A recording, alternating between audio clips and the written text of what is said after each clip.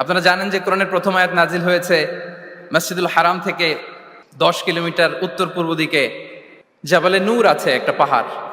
634 metre উঁচুতে একটা cave আছে, গারে হেরা। ওই হেরা গুহায় শুরু হলো কোরআনের এই নাজিল হওয়ার প্রক্রিয়া। এরপর রাসূল সাল্লাল্লাহু আলাইহি ওয়াসাল্লাম মক্কা থেকে মদিনায় গেলেন, সেখানেও নাজিল হতে লাগলো।